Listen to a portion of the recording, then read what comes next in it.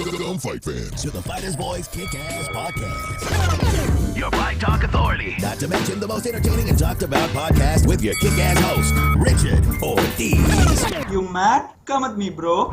And his loyal kick-ass co-host, Senor Cole Escovedo. Streaming live and worldwide. Coming to you all the way live from a little place somewhere in Cali. The Fighters Boys Kick-Ass Podcast. Fresno, California. We're live here in Mad Production Studios. We got a great show for you today. First of all, I want to thank all the emails I got today with questionnaire. I want to thank all the text messages I got asking questions, and I gave my phone number out to certain people so they can ask questions. Well, I'll go ahead and shoot away. The wait is over. We're going to go over a few things. We're going to do a recap on last Saturday's Top Rank Boxing. We had Jamal Herring. Is it Jamal or is it Jermaine? Jamal. I was chopping up his name all day long. Jamal Herring and also Gabriel Flores Jr. They were victorious in their match Saturday. It was a crazy event. It was a fun-filled event. And if you missed that ring walk, you missed probably the best ring walk in boxing. We'd have to put Naseem Hamed second. So if you're a boxing guru, you remember Naseem Hamed, where I was put on a show as well. But we put on a show and stole the show. Everybody enjoyed it. They were talking about it. Rick Murian did it once again. Continues to flip the script and outdo himself. But you know what? None of this would be possible without the fans, the viewers, and all the supporters. Enough said. Ladies and gentlemen, we have with us the WBC, the WBO Unified Super Lightweight Champion of the World from Avenal, California. Ladies and gentlemen, Mr. Jose Ramirez. Welcome to the show, Jose. Thank you, Richard. Man, you look good, man, rocking that polo. Yeah, man, just hanging out, just chilling at the house, just being a dad, bro. Just taking care of my son, and that's it, man, doing father duty. So I got one more week before I go back to training camp, so. Okay. Yeah. So you're going back. It's kind of early, no? It's early, yeah, but I got. You want to be on schedule. Exactly. I got surgery on my thumb after my last fight, so I gotta go make sure that it's working well and that I feel good. And where it needs to be. Exactly, yeah. Okay. So how are the duties of a father? How's it changed your life? Let's talk about that. Because I remember you told me one time, you go, that's my little man. Yeah, I see, now I have like a bigger responsibility besides myself. Now I got someone waiting for me at home. So it's so it disciplines me, it builds character for sure. And it makes me respect my father as a son and just respect life overall, Now I have someone that's looking up to me, so I got to make sure I behave and I do everything the right way as best as I can, Hey, man, you can only do with what's in front of you and make the best decisions, and so far you have. I mean, you have a lot of people that follow you, look up to you, not just as a champion, but outside of the ring, and you have a big responsibility. I noticed that because I went to an awards banquets, and I started to realize you have a huge responsibility. And I remember in one of your speeches, you said, my only fear is losing my titles, because with a title, I have more power and I have a stronger voice. And I'm able to make things happen in a positive way with those bouts. Yeah, so, as what I referred was to, I don't want people losing their hope, and I feel like in the Valley, I've been the leader, I've been the guy taking the first step, and I feel like I have a big, army behind me, and that's the people in the Valley, so I feel like if my titles are stripped away, if I lose my titles, I feel like, their hope is going to, they might lose their hope a little bit. And I hope not, and I hope they continue, fighting forward with the same comfortable feeling that they might have, knowing that they have a champion in front of them. So I feel like I had that responsibility in me, and as much as it's not my responsibility to focus on that, but it's just, I feel it, man, and I feel it. And that's why when I'm inside that ring, I'm, most people know, and most people know, and they tell me that I'm fighting for something bigger than myself, and I show it, if it comes later on in the fight, if it comes out in one of those rounds where I get punched with a good shot, and and the way I react to that punch, the way I react to adversity inside that ring, people could see that I'm fighting for something bigger than myself. I was just about to ask you that. When you're in training and you feel like just saying, like, man, I'm tired, or what pushes you? I mean, I know your son does, but what else pushes you? What else drives you at this point in your career? I feel like I have so much to show. I really believe my skills inside the boxing ring, my will, I feel like I have the whole package, you know, and I feel like people are still waiting to see if I do or if I don't, you know, and I feel like I have a lot to prove to them, you know, that might doubt something about me, you know, and I want to be remembered as one of the best, Richard. I mean, you know, I'm unified champion of the world, and I'm the 12th unified champion in this weight class in the history of boxing. You know, that's already a huge accomplishment, but I feel like it's not even enough, you know. I feel like some people are still confused, you know, you know, and you know, at the end of the day, I want to be remembered as one of the best, you know, and if that means getting all the titles in this weight class and then moving on to another weight class and getting more titles there and then another weight class, then that's what I'll do. You know what the sad part is in this sport, in your position? You're never going to satisfy everybody. Right. There's always going to be people out there that are critical on what you do, opinionated at what you do, and just a good old-fashioned hater. and I know you deal with that, but people are people, and deep down, they want to be you. And when it's not them or their fighter or someone around them, they want to criticize. Right. And you continue to make them eat their words. You continue to beat adversity, and you continue to make good on every opportunity you've had so far. Yeah, you know, you know, like I said, I feel like I have that complete package. You know, people don't know what it takes really in this level of competition, man. And skills might look pretty, skills might look nice, the way someone stands, the way someone shadow boxes, you know. Yeah. But in this level of competition, Richard, I'm telling you, it requires something much bigger than that, much bigger than that. And when they come across a fighter like myself, you know, it's gonna be an eye opener for them and for their fans.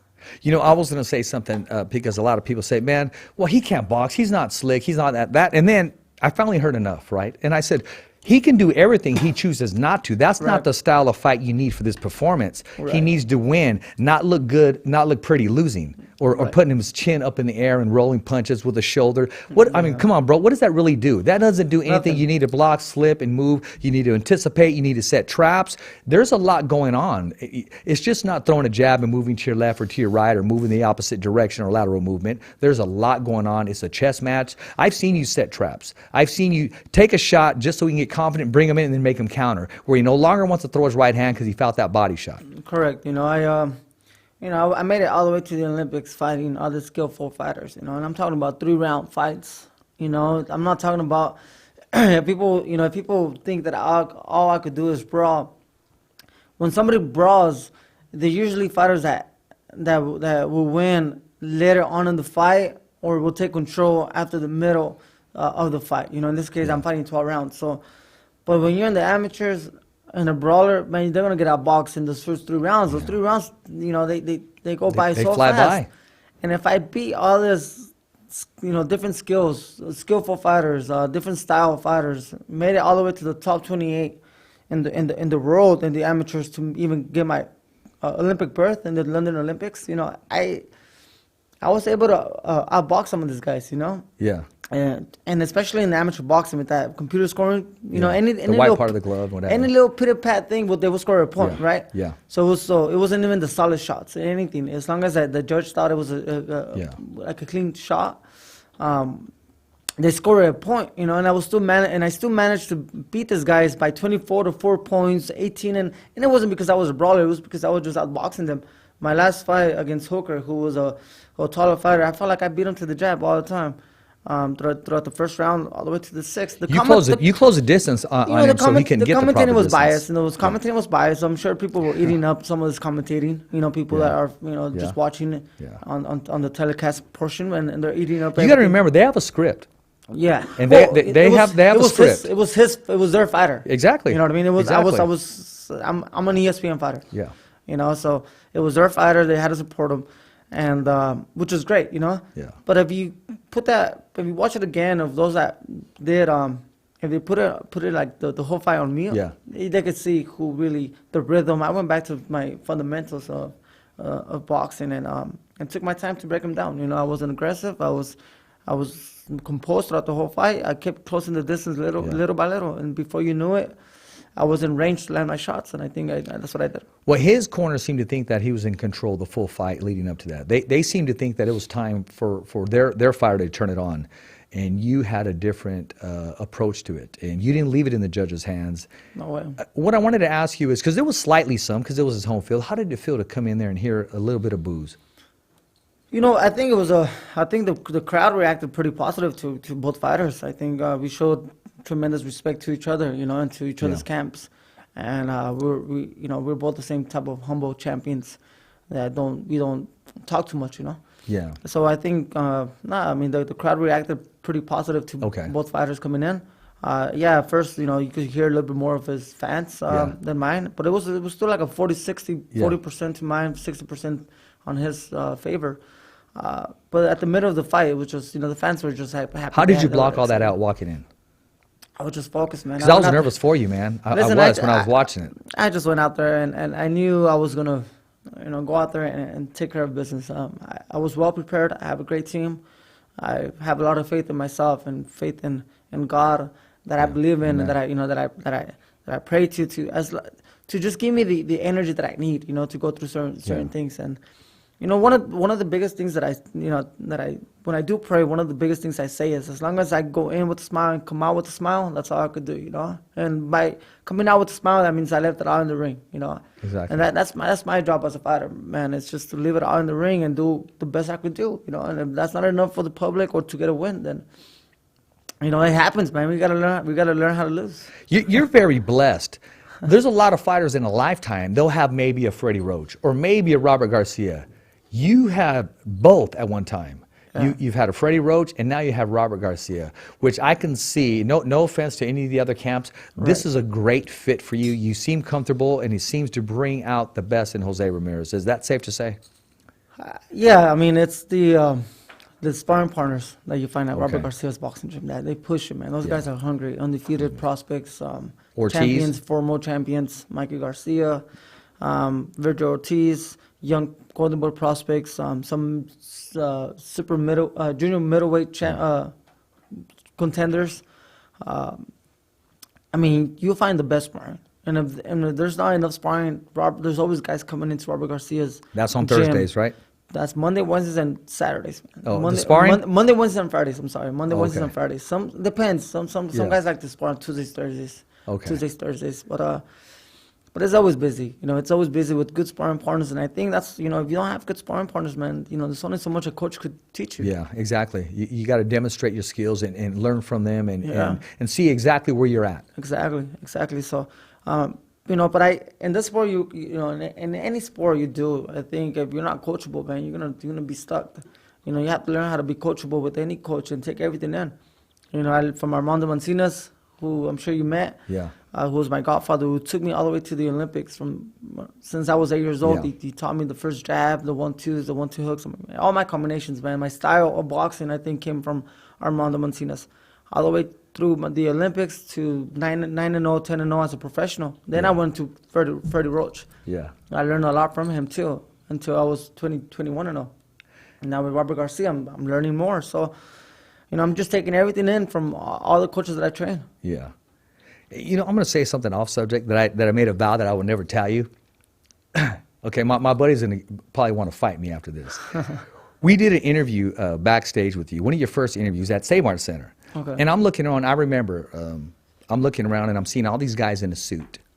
And they said, okay, Jose's going to be with you right now. And they had a backdrop, they had everything right there. And I remember saying to myself, okay, if I can't do this interview in front of everybody, I'm looking around now, then I don't deserve to be here. I shouldn't be here then.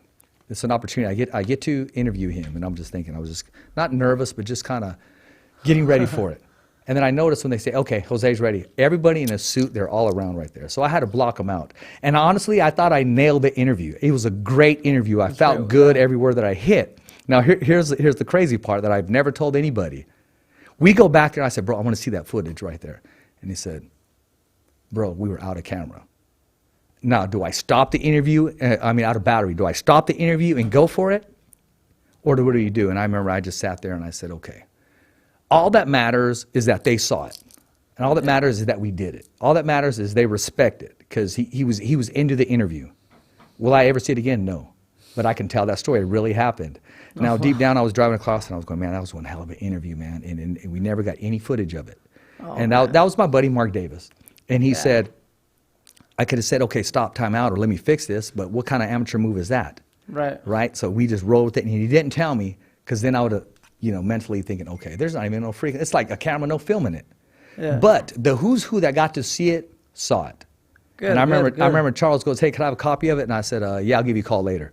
Right? We were trying to work something out. But I'm able to tell you that now because I've interviewed you several times afterwards. And it's always been an honor and a privilege to interview you. And, kind of changed it up a little bit because you're growing in the sport. I can see you growing as far as being a father, being a parent, and now being a provider. And I give you a hard time about your fruits, man, but no, I'm happy for you, man. I kind of feel like somehow, some way, a little bit of that red is kind of mine in that car because I'm a piece of you. I honestly feel that, like I told you, and I'll say it over and over again, that day you came home with the WBC belt at the airport.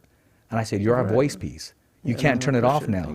I mean, we root for you. You're our Julio Cesar Chavez. You're our Paul Rodriguez. You're our George Lopez. You're any Mexicano doing anything positive. I mean, we got to be, and it's not about just Mexicans. There's blacks, there's whites, but we're few opportunity, and I'm happy for any Mexican American doing anything positive in this world, and you're making a big difference, a change, and your followers just aren't raza. It's every ethnic in this whole valley, in this whole world, man. You're touching lives, man. No, thank you. Yeah, no, it's quite an honor for me to be in this position that I'm in. To motivate, to inspire. And boxing has really opened these doors for me to inspire and motivate people. And I think that's the beauty of it. It's a great responsibility. I'm happy to be in this position. As a champion, to inspire people, to bring faith to the community, to bring hope. Yeah, that's a beautiful thing. To see all those expressions. From the people, from the kids, all those positive expressions, that's something that I take in, and I guess that's like, it's a fuel for me, it's fuel for my body to go and wake up and do it again, How does it make you feel when you're at a podium and you just see a long line of fans? They just want a piece of you, whether it's a conversation, a picture, an autograph, to touch you, smell your cologne, whatever it is. They want to go back and say, "Oh, I met Jose. He was cool. He did this. Oh no, he liked me. He gave me his attention." I mean, they go back with that because I hear it constantly. Well, I'm just a guy from Avenal, so I could see myself through them, I could see myself being them. It's like a reflection of me. Yeah. All these kids are a big reflection of me when I was their age. So I'm able to speak to them. I'm able to speak with them, like if I know them.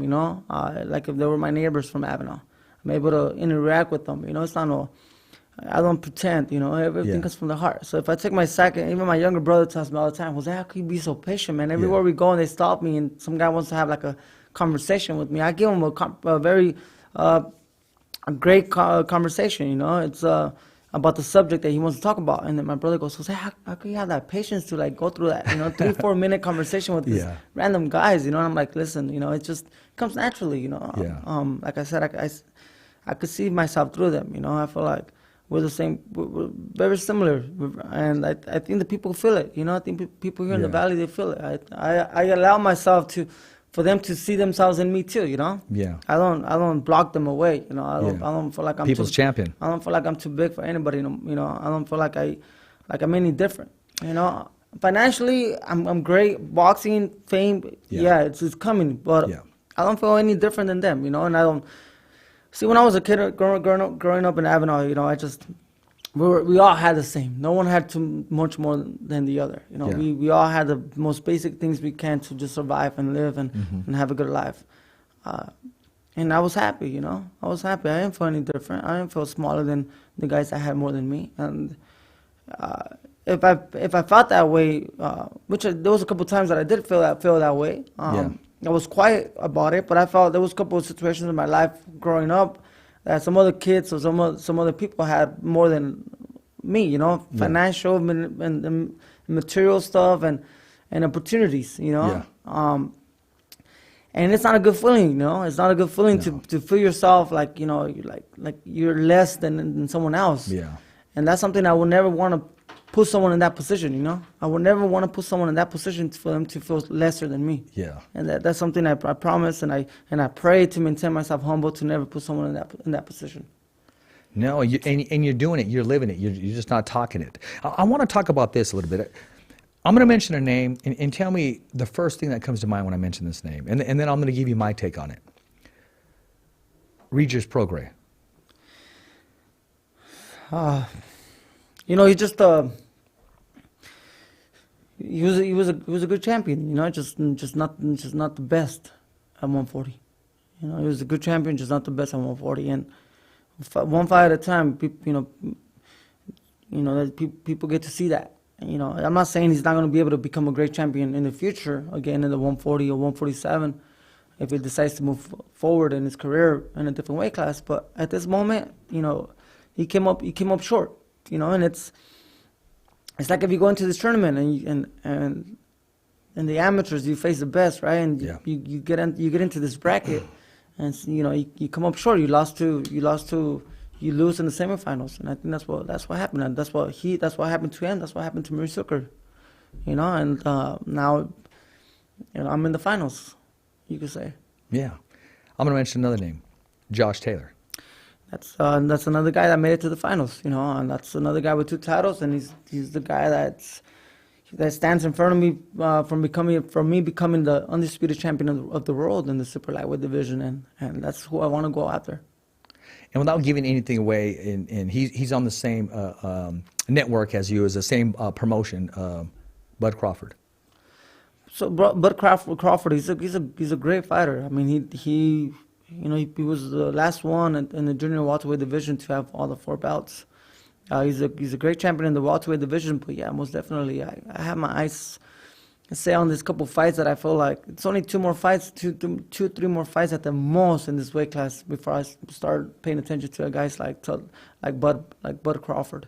2-3 more fights in this weight class, and it's time to move up in the welterweight division and be fighting alongside this great champions in the welterweight division, and I feel like I'll be all right, man. When the time comes, I'll be prepared. Okay. Here's a question that was asked of me today. That was actually submitted today. It was by Jason Alexander. He emailed me. So Jason, this is your question I'm asking you. Do you think before your career is over that you'll share the ring with Bud Crawford? Yeah, most definitely. I think it's a high possibility by far.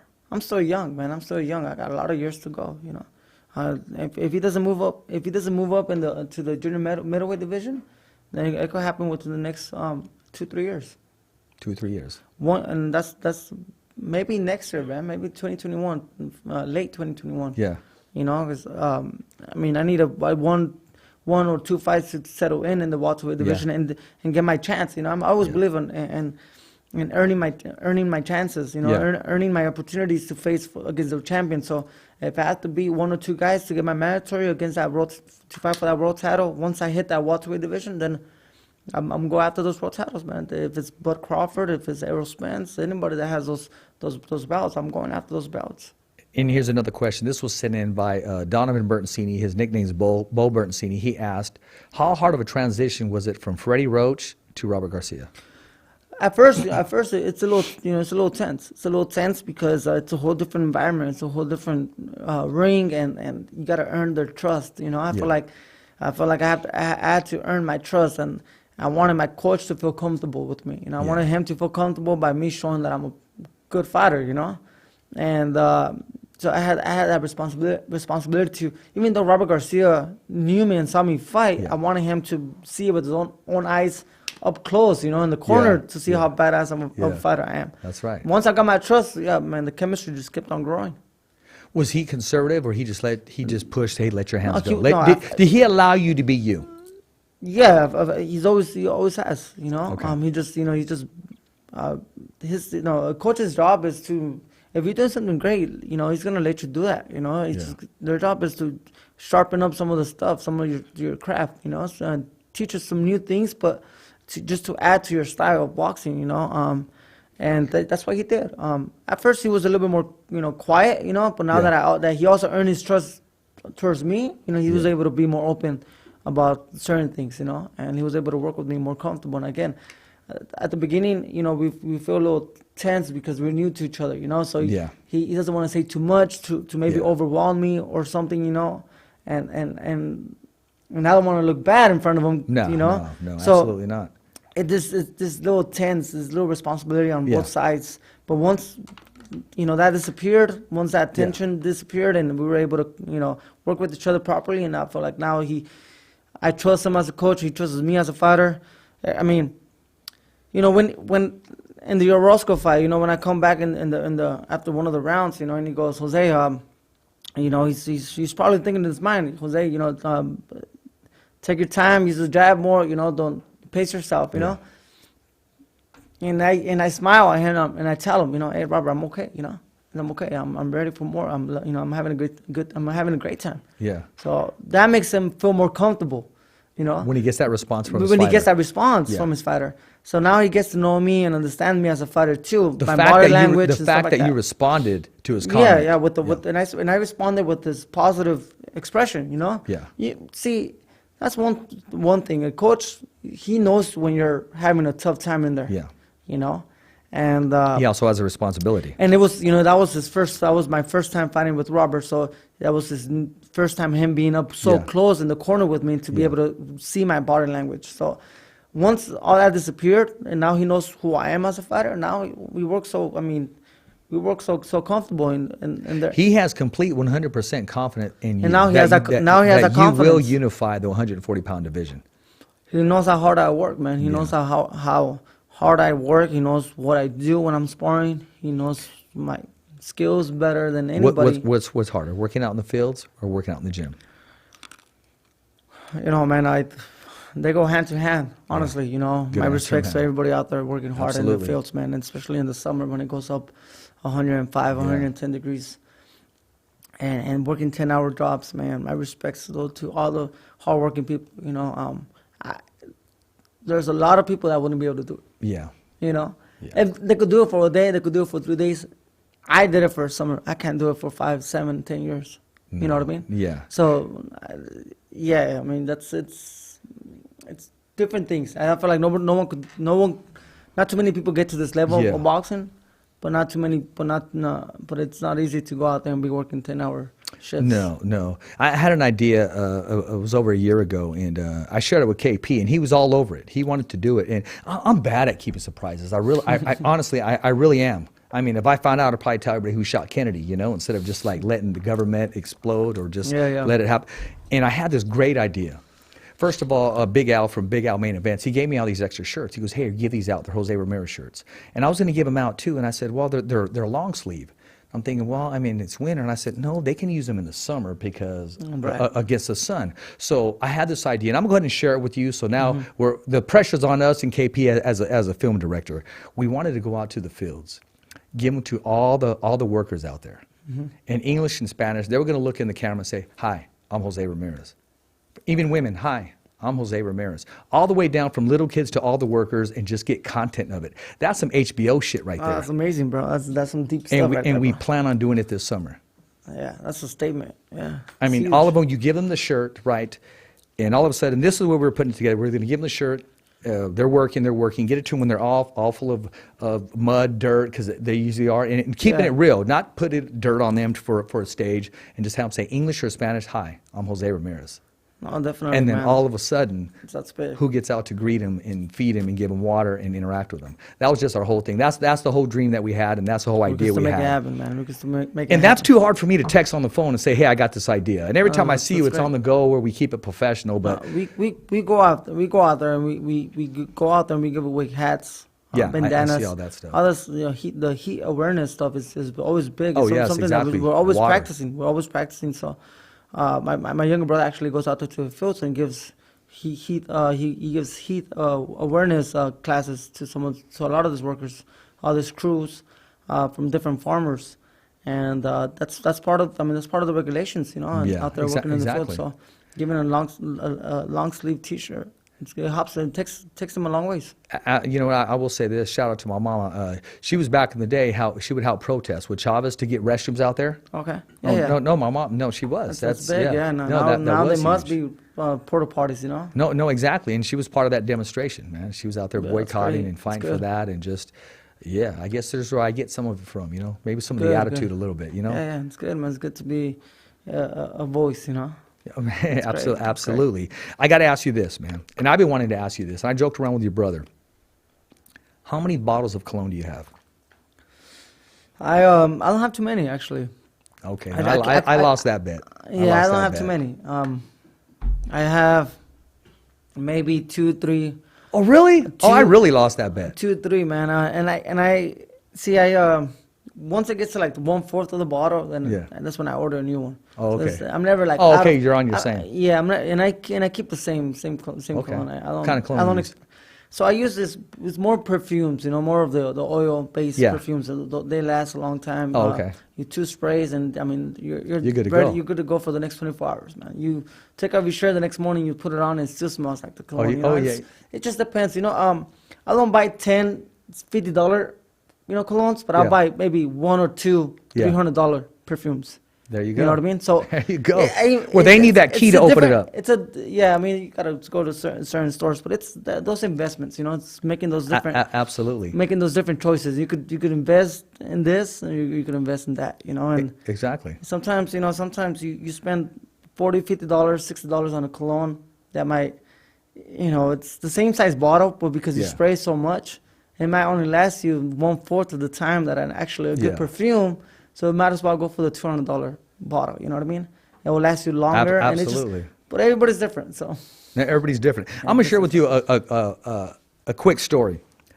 Whenever I get ready in the morning, I got to leave, whether it's to work or something. That's the right time, right? Yep. Okay, good. Wherever I got to work, I had this thing for water. I gotta hear the sound of water. I do. So it's running. In the sink, it's running.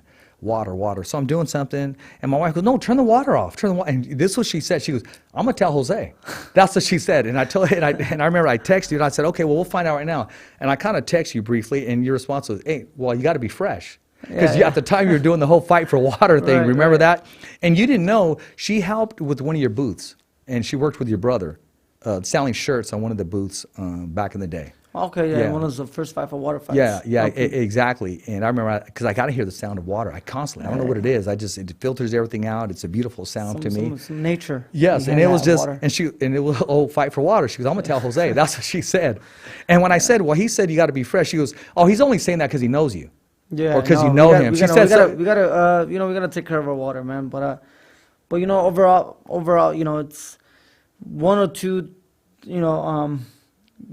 small little things that we all do makes a difference. It does. But at the end of the day, man, we gotta storage our water. Yeah, if there's no storage in the valley, I mean, there's not gonna be a huge you need it to positive survive. Change. So we need like a reservoir, man. I went with that because you talked about freshness. Yeah. We need, we need a reservoir here in the valley to storage all this water that from after the snow, when it rains, to store it. And because we already have the distributions, we already have canals, rivers that go all over the San Joaquin Valley, all the way to LA, and we can move the water. You know what, Jose? If we're making a machine that creates waves to go surfboarding, why can't we have one of these reservoirs for water? Man, I think to go a little bit deep in some of the conspiracies behind the water. Water's worth so much in California. Yeah. So people they're so afraid for the supply to be high. Because then the demand doesn't become as high, and the prices drop. So they get to control. If they get to control some of the water, they get to control the prices. They get to control the value of the land. Exactly. The people that own the most land, they buy some of these people buy the land not because of the land, but because of what's underneath the land and this water. It's water rights. That's all. It's a gold mine for a lot of people. So especially for the government. That's why. They play this role as the environmentalist, fighting against us. But it's really just more deep than that. It's really the government and the state government that wants to, keep control of the prices, keep control of some of the demand, and that's not fair, man. That's not fair because when people voted for Proposition 1, and that was the storage water for communities and farms. They were able to switch all that around to where they use that money for projects like environmental projects to control the balance of the water from the mountains to the ocean, to save fish, to save certain plants, to save overflows, right? because of environmental purposes. Sure. So all this water all these projects, all these dams that you might see, Yeah. most of them are just to balance the water, and they're not really for us to use and for the communities, for the real communities that Yeah. need it. Yeah. Like Los Hills, Kettleman City, Strathmore, all these real communities that need water. I mean, you go to some of these places, some of these homes, you know, you turn on the water, it's all yellow. It's all yellow. It's all exactly. bad. Exactly. Contaminated water, bro. Yeah. We need some good storage water that everybody could use. And then some of these unions come out, you know, that were probably hired by this government to try to divide the real communities with the farmers, saying to them, the farmers take all the water, you know, and they're trying to divide, because when there's division, then, you know, there's no unity. So it's easier to fight against, you know, it's easier to, when there's division, it's harder to get the right things done. Exactly. Right. So I there's agree. all there's different things happening, you know, and I get to see it up close, and I just kind of like give this a sarcasm laugh, this frustration type of smile, and they get it done. That's what we need, storage water. Even though people tend to forget, because we're having good years of rain, you know, and people, okay, well, it's raining, yeah, it's good, but what happens if we go through another 5-6 years of dry weather, you know, throughout like we did from 2009 to 2000, from 2007 to 2014, 13, when we had the water drought. What happens if we go through that one more time? Then what? We're gonna go again. It's time to go fight for water. So we can't stop fighting that fight until we have a reservoir that we're gonna storage the water. For both the farms and the communities. I'm Rich Ortiz of the Fighter's Voice, and I endorse the mayor, Jose Ramirez. That's what's going to take place. Brother, this is bigger than boxing. I'm proud of you, man. Get on down. You're an educated man. Thank you, man. Thank you. Oh, man. Okay, this is bigger than boxing, where you're going right now. You know what's even bigger than this? What's that? Talk to me. Immigration, brother. Immigration. Let's talk about it. So we got this monetized immigration reform that it's already in Congress, getting closer to the Senate. The Senate with Senator Feinstein, she's already waiting with her other Senates to endorse it. We already have over 23, 24 Democrats, 21, 22 Republicans behind it endorsing it. It's the first immigration reform since IRCA in 1986.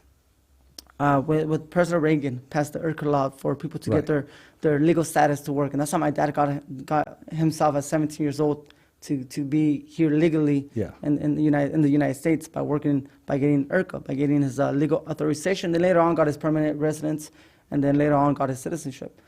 Well, we're making it happen again, and it's already in Congress. Most likely, this is the first bill of immigration reform that we all feel positive that's going to go past. Now it's up to the president.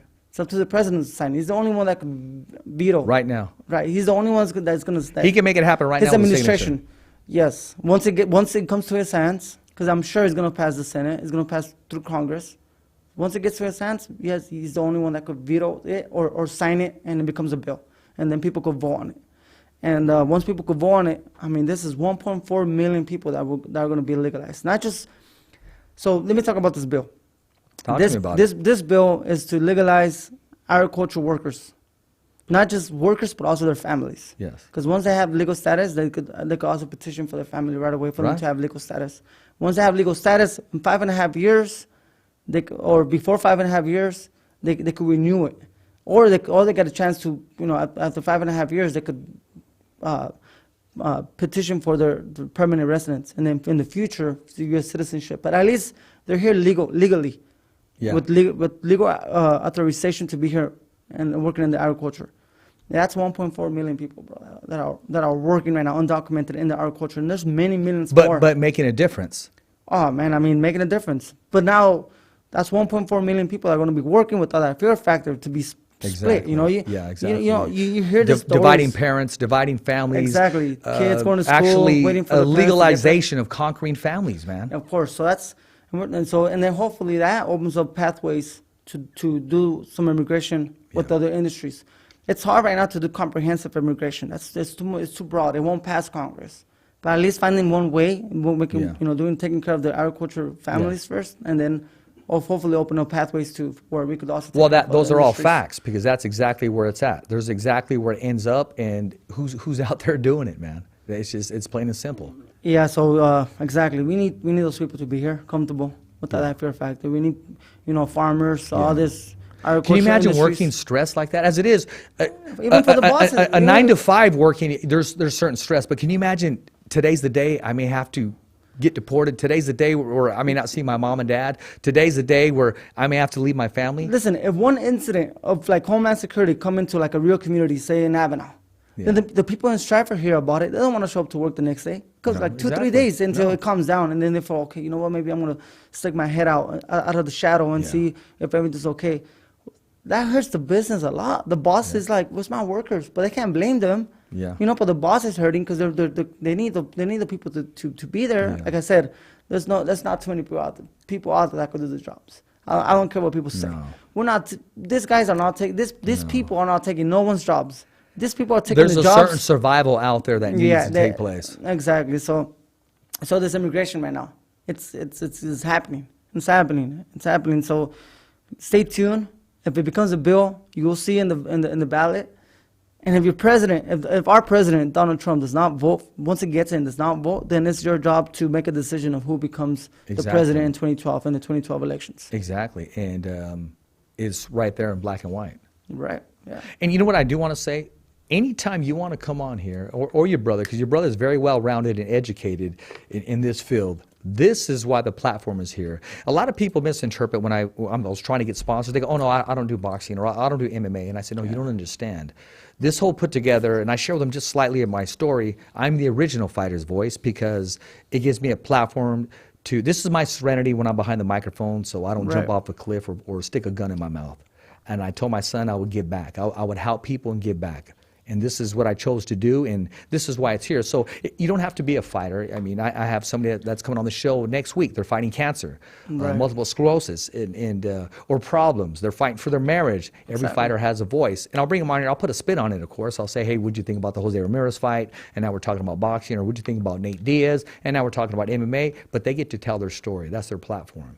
Of course, that makes sense. That's what the fighter's voice, that's what it represents. So someone fighting for something. Yeah. Absolutely. And the only one other person that got it, she got it the very first time she came on the show, and that was Christina Potter. She just got it, and I was just, whoa. She's a great friend of mine. Yeah, she made it to her and her husband. I invited them to come and see me fight in Dallas. So they're always working. She's always working with top ranks, so she has to be someone neutral. This time she was cheering for me with her husband Jermaine, and so they both came out to Dallas and supported me, man. They're good people. They were just here. They actually she went to dinner with me and my friends, and she had a great time. She's a hardworking lady. Yeah, she knows her stuff. Very she knows her stuff, man. She's very professional. Yeah, and I like the fact that she's come on the show twice. So she believes in the show. She could have said, "Oh no, well I'll pass" or what have you. And no, she came on here. Yeah, it makes us feel good about who's coming through the studio. And she has so much knowledge. Yeah, she does. She does. So does Evan. Evan's just a boxing encyclopedia. He really is. Yeah, no, he's done great. Let me ask you this: since the last time I saw your closet in LA in your apartment, how has it? What's your shoe game like now? Well, that was my apartment in LA, so I know. That was just when I'm there for. We have video months, of that a little bit of that shoe game, not completely one-on-one. I have a pretty decent sized closet, What's your shoe game like, Jose? What is your shoe game like? I am endorsed by Nike, so I get this big credit lines through the Nike website. Wow. So you could just imagine how many Nike shoes I have. Oh wow, okay. But yeah, I like. We like to try out different things, Yeah. And depending on where I find myself, we as entertainers we gotta dress the part sometimes. Absolutely. So yeah, I got some pretty. You got to be marketable. I got some pretty cool designer shoes. What's the most expensive pair of shoes you have in your closet? I think the most I probably paid for a shoe was about. They're all the same, pretty much similar to the prices. I mean, I have multiple shoes with the same price. I think they stay under the 2,000 mark. The 2,000 mark? Yeah, they stay low under the 2,000 mark. ESCOVEDO said he didn't think they went over 1,000, and we bet on the air. And I said no. He at least 1,500 is what I said 1,500 for at least one pair of shoes. Exactly. So I have a few of those 1,500. There you go. Shoes. Yeah. Why not? You work hard, man. Yeah, and some of them are boots. I just saw those boots. They're just red bottoms. You have the tan one, yeah. They're just red bottom. The red bottom. boots. Well, Yeah, mine, like my red bottoms. mid-size I got boots. a spray can. You know, I There just you spray go. the bottom right That there. works too, man. Yeah, it does work. Yeah. You know, that's the one step closer to, Exactly. you know, the feeling of having Well, I mean, red bottom shoes.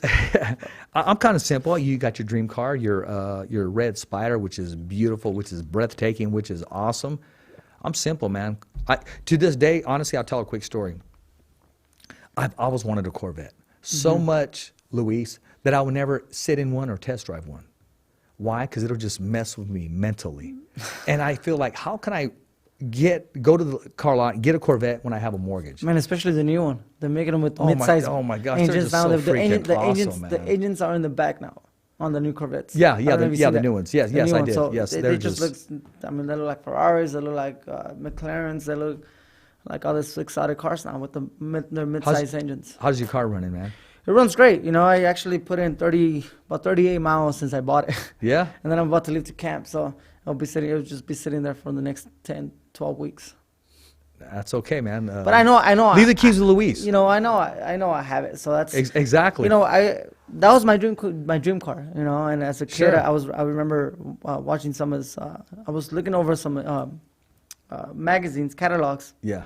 This exotic cars catalogs, and I was in junior high, and the first car that I really liked was a Ferrari Spider, and I think at that time it was a 360 Spider. Yeah, I think it had peanut butter inside. It was light brown inside, I think it was. Well, yeah, this one was the model, Okay. the one that I took picture was like a charcoal gray. Oh, okay.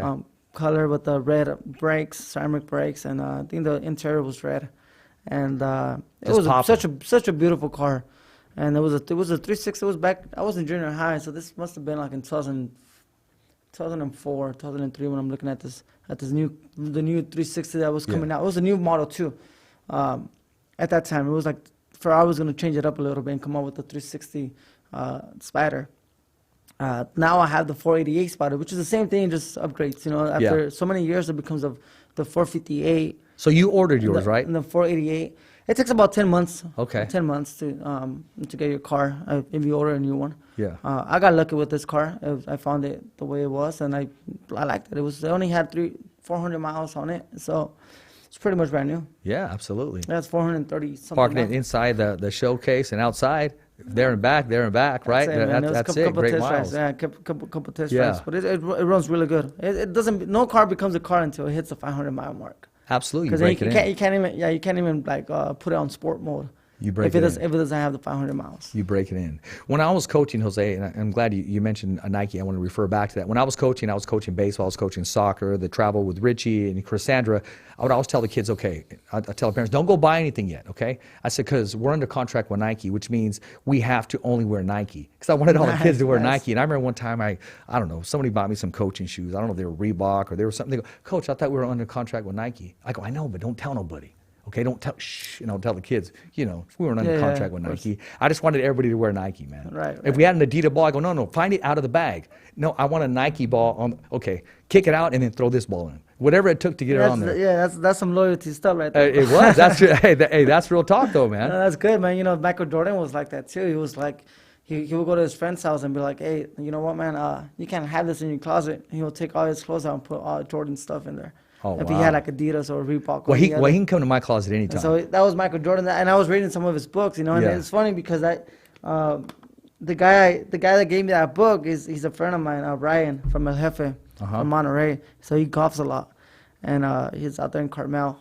He emphasizes in tequila and liquor. Yeah, the slick guy with the suits all the time. Yeah, nice guy. He always says him and his hello when family. he They comes have in. a couple liquor stores and out there in Carmel and Monterey.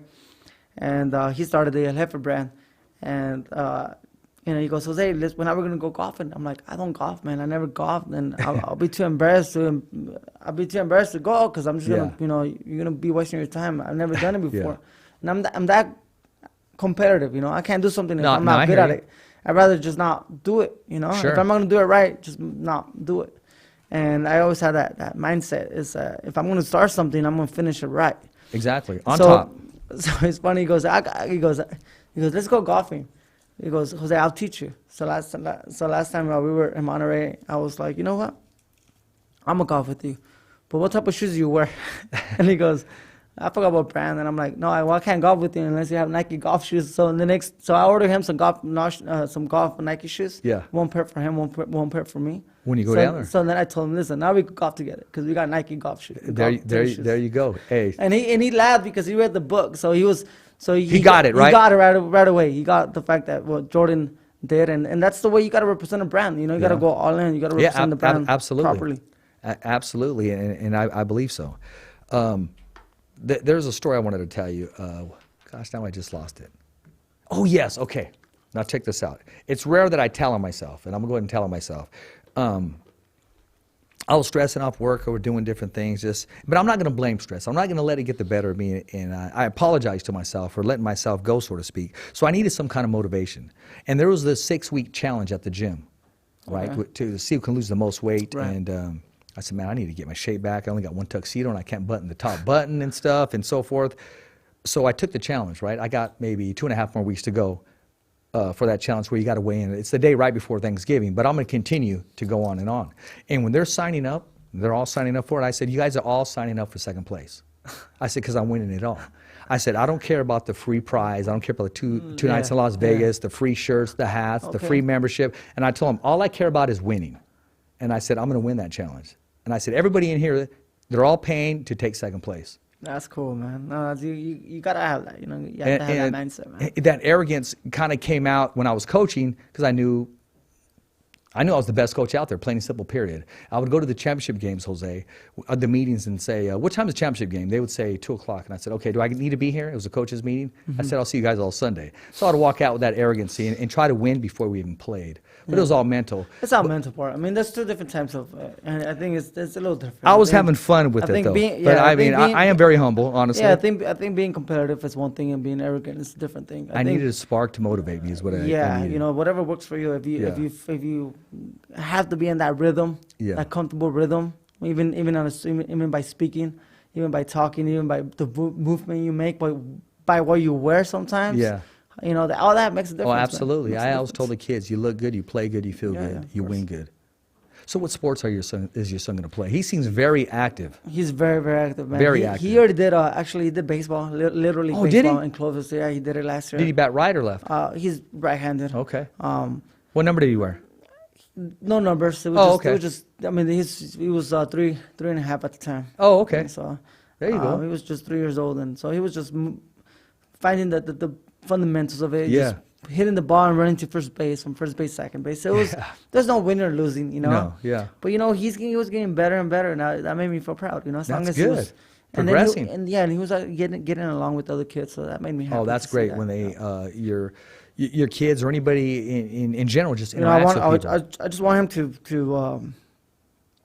to take it slow on sports. You know, I'm not gonna be that father that pushes them to do something they might not want to do. You know, I'm not gonna be that father that wants to live through their kids. You know, that's because they missed out. That's you know, very tough. Yeah, and you see a lot of parents, man, like that. You know, they aggressively, you know, push your kids, and maybe that works for some. You know, but I can't see myself being that parent. Yeah.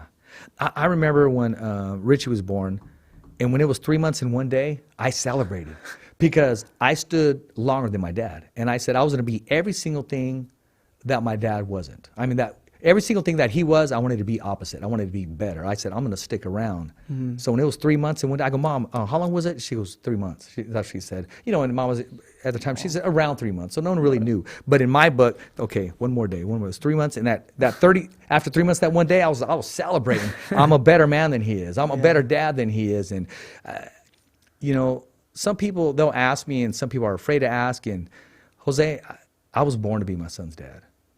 Yeah. Plain and simple, period.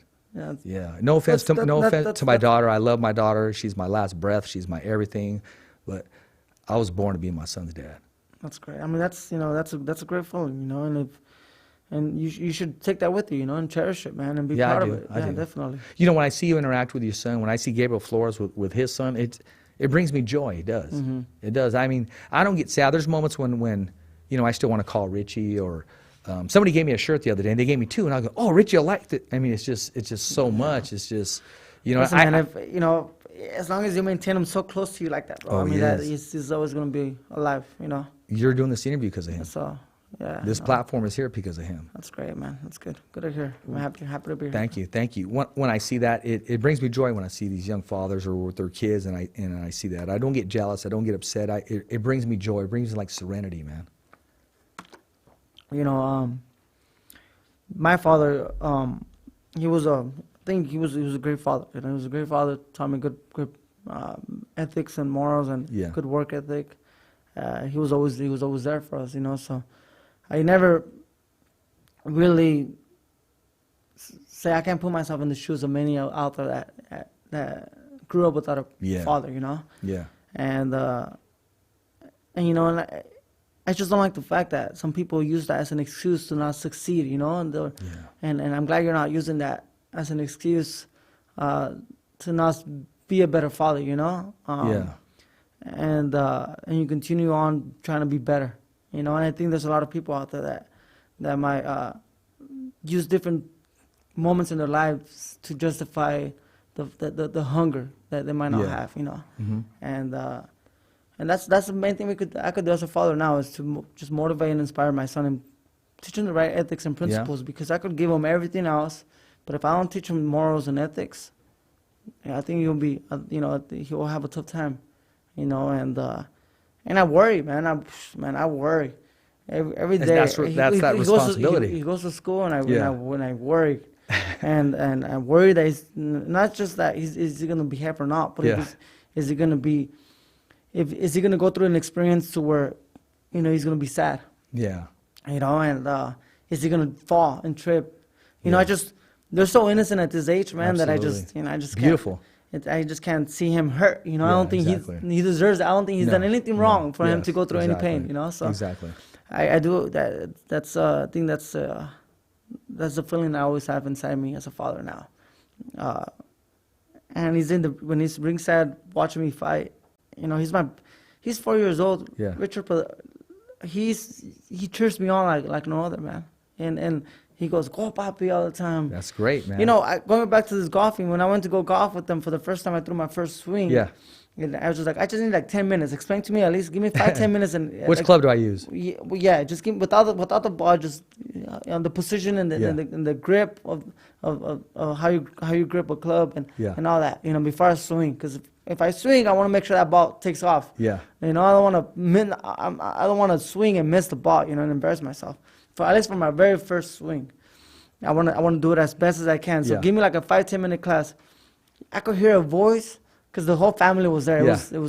We got the whole loft that sits on top of a country club. Yeah. It's like a 5-bedroom Where was this loft. This was in by Monterey. Oh, okay. Oh, beautiful out there. And so the whole family was there. Yeah. My brother was there. My sister, my brother-in-law was there. My dad, my mom. Yeah. So my dad came with the guys. My brother-in-law and my dad came, and my son was there. And there's all these guys, right, from Monterey and Carmel. About to look at me do my first swing, and I just hear the only voice I hear is Mateo goes, "Go, papi, go!" Like if he knew I was about to compete, you know. And you know, he's something special to me, you know. And that's good, man. And I hope to have more kids in the future. Yeah, absolutely, obviously. Absolutely. Right now, he's my little pride and joy. It's funny you say that, because I always call Richie my pride and joy, and he's the one that's going to have your back, Jose. He's the one that's going to come to you and say, "Look, this is what needs to happen." And he's the one who's going to have better judgment than you sometimes. He's the one who's going to give you the advice that nobody else wants to give you.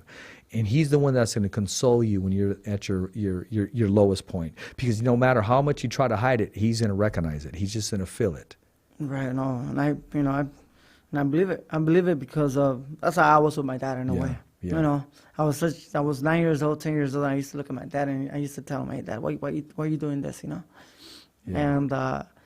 And you know, he would better himself, you know. Good. He would talk to my mom, and he would probably come to my mom and be like, guess what, you can't believe what Jose just told me, being so young. Yeah. And then my mom would just kind of go, you know, he's right, you know, and he'll better himself, you know. And I won't go into technical, you know, sure. As I want to emphasize on exactly what I would tell him, but yeah, you know, I would tell him I was young, and I was just kind of, you know, tell him certain things. But he was always there. Like I said, my dad, he was second to none. You know, I wish I could be 1/5 of the dad that he was to me. You know, Yeah. he gave me a great example of how to be a good father. He gave me the best example he could have gave me, and like I said, now me being a father, I understand Exactly. all the spankings. I understand exactly. all the times he disciplined me, all the worries he had, you know, because now I have him. Yeah. And he's only 4 years old, and I have, you know. There imagine it is imagine when he's a high schooler. It's all that you know? wisdom, man. Exactly. So, but yeah, you know, and I remember growing up, and I would, you know, I would tell my dad all the time, hey, Dad, one day you're not gonna have to work no more. You know, one day I'm gonna be the fighter for us. I'm gonna fight for you. I'm gonna fight for my mom. I'm gonna fight for my brothers and sisters, and I'm gonna make it happen. I'm gonna sacrifice a little bit. I might go through some hard times, but I'm gonna sacrifice that to give them a better life. Yeah.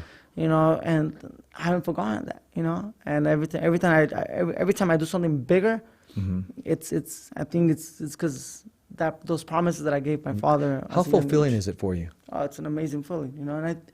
And for many things that I've done, Richard, that's why I'm a believer of God, because when I look back and see how I got it done, I won't be able to explain to you exactly how I got it done. I mean, it was just this energy force that came at me at the right time during that moment. Yeah. You know, and that's why I pray. That's why I maintain myself humble. That's why I always say, if you look at my social media, it's all glory to God. You know. Yeah. Because I'd rather do the right thing to please Him, Yes, who absolutely. has gave me the positive energy, Yep. and who has given me everything I have, than to please the people that are judging, or to please people because it's what's trending.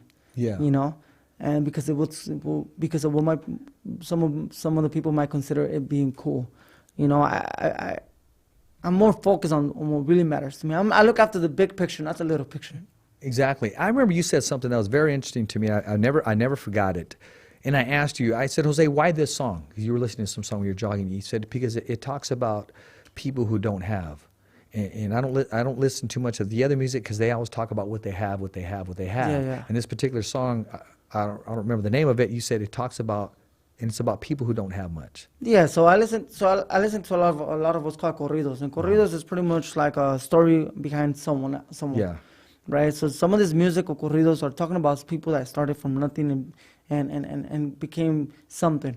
Yeah. You know, or are nothing and are going through something, or even a story of someone that could have made it, but because of certain circumstances they didn't. Yeah. You know.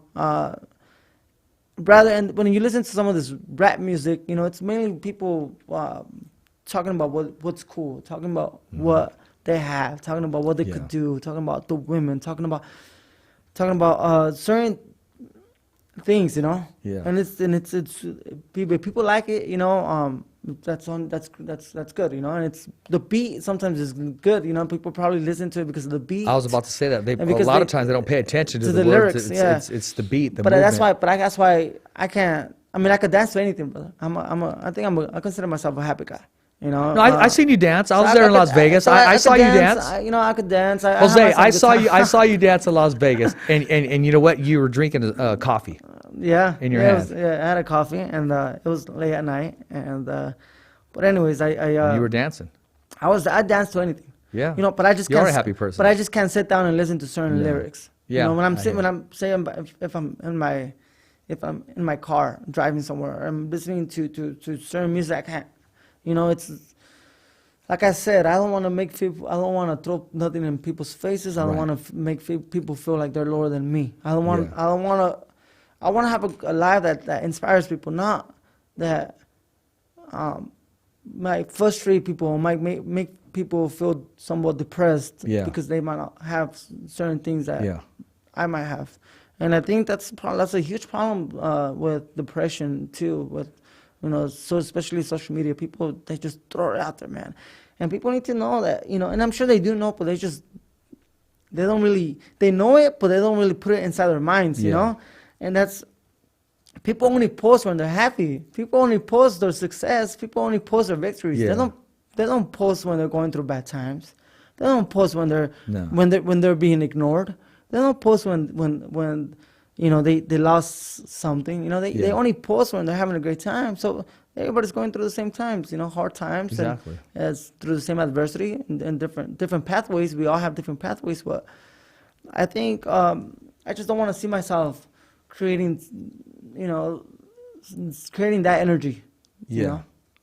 No, you've always talked about being positive. You always talked about and referred your career that you wanted to be positive, and you're in so deep now, whether you want to or not, you're going to make a difference. It's just embedded in you. Listen, that's your destiny. You look at social media. Going back to social media, you're looking at people's success, and it goes based on how many followers. Sometimes to some people's eyes, you know how many followers they have.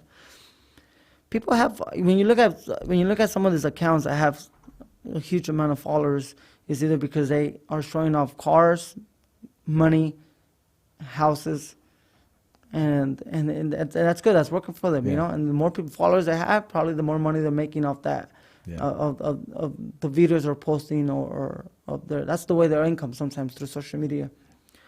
When you look at someone being humble, you know, that actually has it but doesn't show it, wears regular clothes, drives a regular car, but is giving. You know, their likes is the amount of likes they get. It's this much compared to, you know, it's a very little likes compared to the people that are posting of. See, I seen a video where I forgot who it was. They were giving $100 bills to the families, right? Boom, boom, boom. Yeah. Probably went to a classroom. Probably gave maybe $4,500 to $5,500 in cash to about 45 to 55 people and $100. They got thousands and thousands and thousands of likes. Then you see someone giving a check of $25,000. But it's a check. Yeah. You only probably got 176 likes, you know, or 200. So that's people have that different mentality, man. They gotta see some of this stuff, and again, I'd rather do what's right than what's trending, you know. Well, I could easily go to the bank and get $100,000 and give out $100,000 in cash if that's gonna make people feel more excited about it. Yeah. But, you know, that's not who I am. That's not who I want to be. Who are you? How would you describe yourself? Who are you? I'm a guy from the rural communities in the San Joaquin Valley, the valley that provides 56% of what people eat in the United States. I come from a small rural community. I come from a family of 100% Mexican blood. I come from Michoacan. I come from my grandma's from Sinaloa, so we have some Sinaloa blood, but Michoacan blood. That's what we have. I have that blood. I have a family that we were always happy. Didn't need much. You know, like I said, my family they learned how to show a lot of love for me. Again, I'm telling you, going back to my mom and my dad, they were good parents. Yeah. You know, we didn't have much. You know, they tell me stories of how when Christmas came around, they were all excited to go buy. My dad would get a good check. They would save some money. Yeah. They were so excited to go to, to go shopping for Christmas gifts. And they were like, oh, we're going to buy, for this December, we're going to buy the kids, they would call us kids, a jacket each. Yeah. By the time they showed up, the jackets were too expensive, so they had to settle down with sweaters. Yeah. Right. So they had those little small choices. I mean, it's like imagine you going to the store and you're like, oh, you can't afford the jacket, so let's buy the sweater.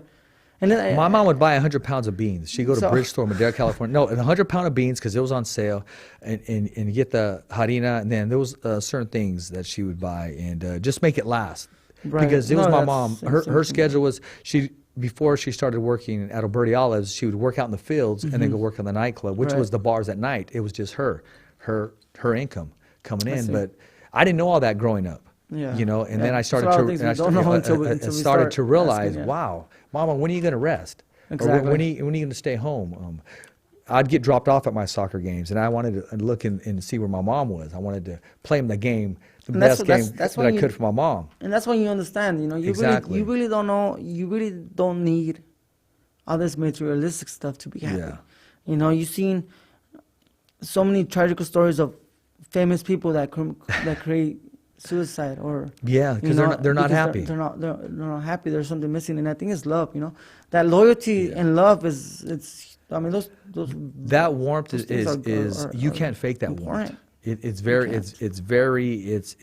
soothing. It's warmth. It's love. It's real love. It's that blanket of protection. Yeah, no, definitely. I'll tell you a quick story.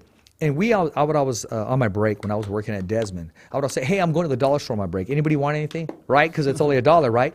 And the principal goes, "The dollar store? What's that?"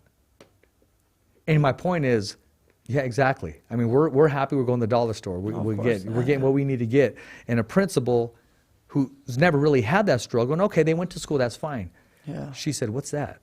What's the dollar store?" And my whole Family point was Dollar, like, man, it's all yeah, over the place now. exactly. Well, I mean, she And didn't is know that- because she yeah, never yeah. went there. She probably went to, I don't know, Samar all the time. I don't got no problem with that. But we knew the struggle, and we knew how to share a bag of chips and soda and Most Kool-Aid definitely. and You that know, old school and, stuff. and talking, going back to how your mom used to get those bags of beans. Yeah. That's how the real communities are, bro. And like, Yeah. and like, when I was growing up, my uncles from Michoacan, we would all share one apartment, 2-bedroom apartment, and they would come and work. So some work in the same job, some work in different jobs, but they used to all bring a bag of whatever say if they were harvesting tomatoes, they'll bring bags of tomatoes. If they were harvesting a different crop, they would bring a bag of that. So there was always food on the table. I can tell you that much. There was always food, and so I know how important these jobs are. That's why I fight so hard for these jobs. But as you know, as food, there was always food, and my mom used to make. To this day, there's 6-7 of us. Yeah. She'll make a pot of soup, of menudo, of pozole, of beans, like if she's feeding the whole block, you know. Well, that's what's up, And man. there's always What's the there's address always over food. there? It's 417 Monterey Street. There you go, man. Hey, she make tortillas? She makes the homemade tortillas.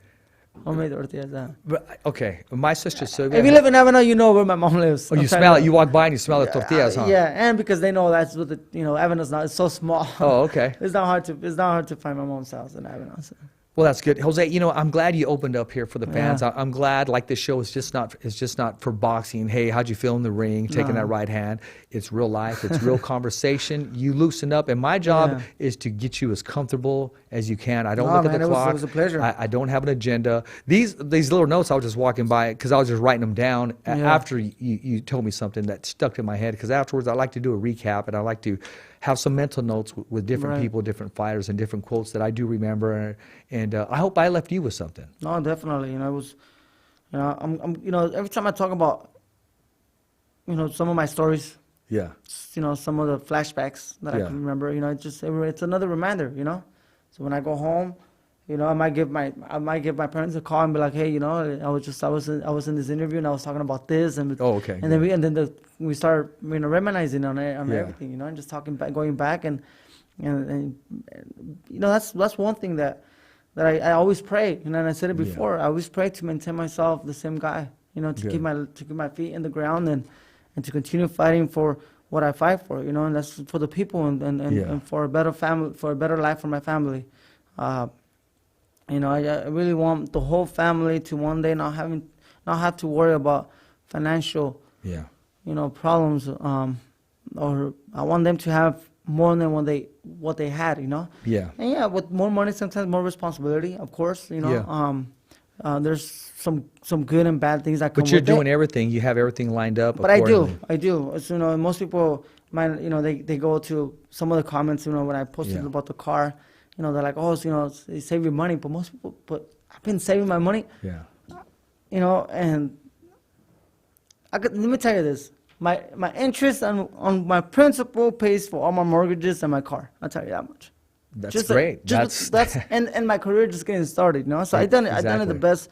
I done it the best way I could. And that's because I never needed much more. So I don't buy chains. I still like that blue Dodge you got though. Oh, it's a beautiful car. Yeah, that's a Dodger Blue right there. Yeah, that's my LA car. So that's one that I take to LA when I leave to camps. Heck yeah. It runs well. It runs good. It's fast enough. I mean, absolutely. There's a speed limit for a reason, right? So, yeah, exactly. It runs fast enough, and I just got an oil change done, new tires. So I'm about to go to camp with a brand new Dodge, and it's a 2015. But honestly, it probably has like 6,000 miles only.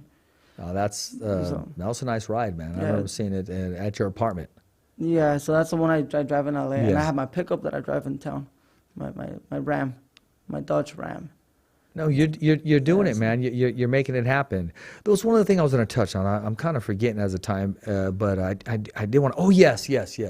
Your dad is a very warm person, very nice guy. Very nice. And for the longest, he'd talk to me, and then I would just kind of say as much as I could. But he started talking paragraphs and sentences, and it wasn't until last time I told Luis, I go, Luis, can you let your dad know I don't know fluent Spanish? But no, I did say, I asked your brother if he can help me in Spanish because I want to at least do one segment or one interview in Spanish. I do. I mean, that's my people. That's my language. Well, I was robbed of that because I had nobody to teach me that when my dad left. I My picked up brother as got a much minor- as I could. My Though. brother got a minor in Spanish at Fresno State University, so he's the Okay. man to teach you Spanish.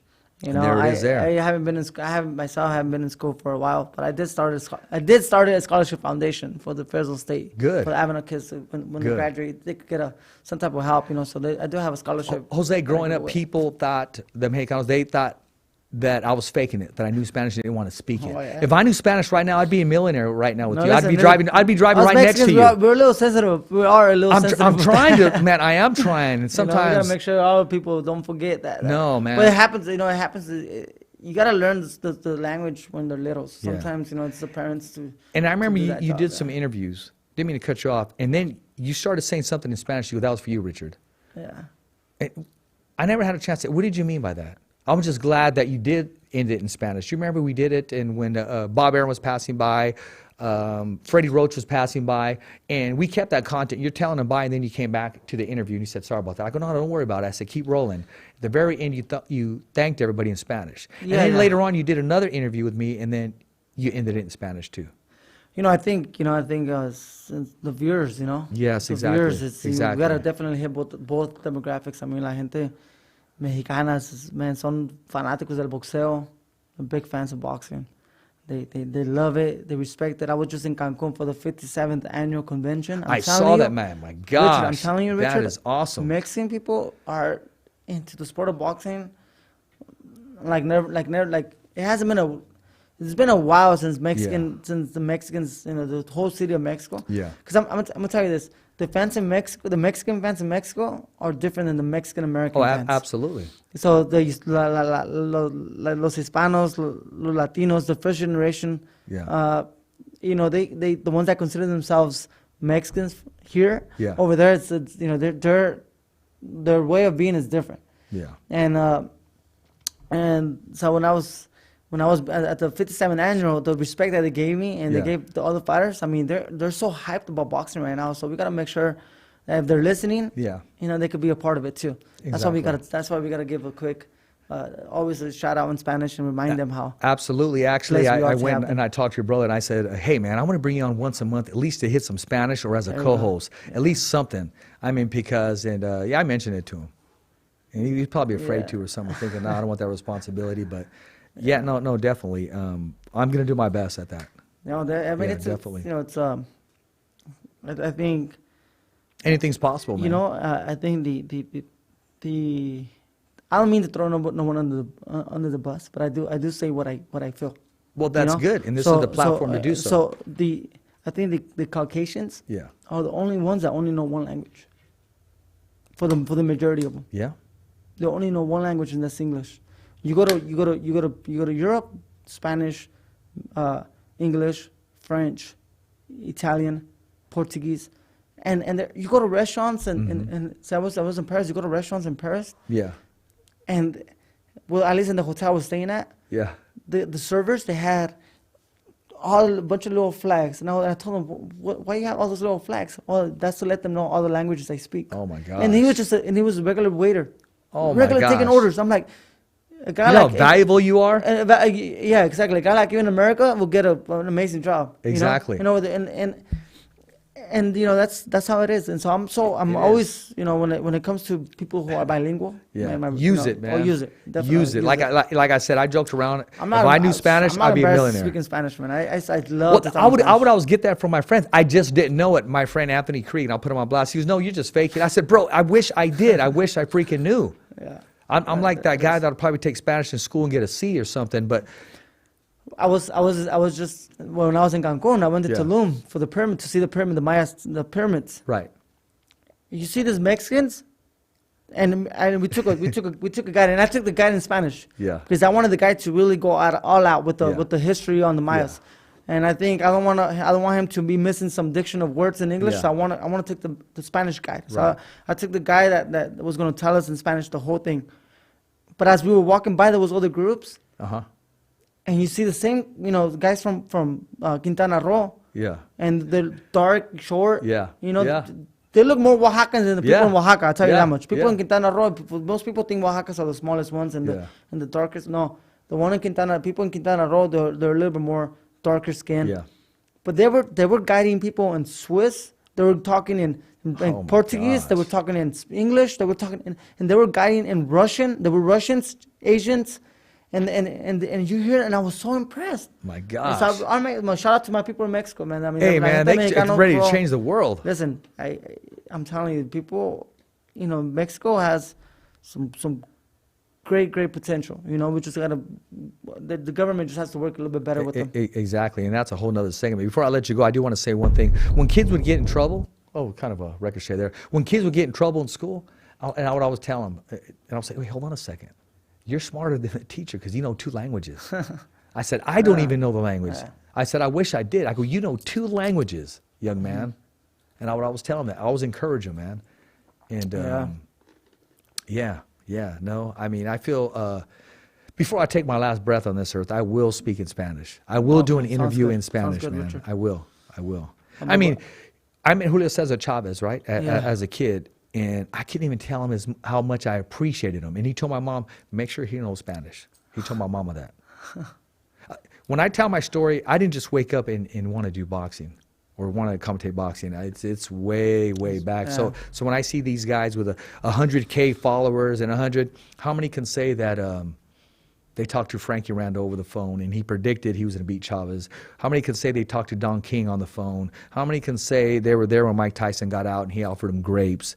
How many can say that their mama blessed Oscar De La Hoya, Julio Cesar Chavez, Jesse James Leha, And we're gonna all continue of to them. bring, and we're gonna continue to bring boxing to the Absolutely. valley. Let's do it. Let's keep it here. And you know, you're always welcome to our fights, to our events. You're a part of our events, so you're always gonna be welcome. So there's some many more positive and great moments to happen with all the great champions and the future world champions. And absolutely, you're one of them. Definitely. Hey, appreciate you coming on. I Thank know you, we went Richard. kind of overboard, man, but when you're in deep conversation, I didn't want to stop you, man. No, you know. I didn't want to stop you. Yeah. Hey, real quick, what do you have to say to all the viewers and the fans that watch and support the unified super lightweight champion of the world? Thank you for all the support. Don't miss on my fight. I'll be unified. I'll be defending my titles against Victor Postol February 1st in China on ESPN primetime. So it's coming up. You know, I'll leave to camp soon, and after that, we're going after the other titles after Josh Taylor. There you Thank go. you for all the support.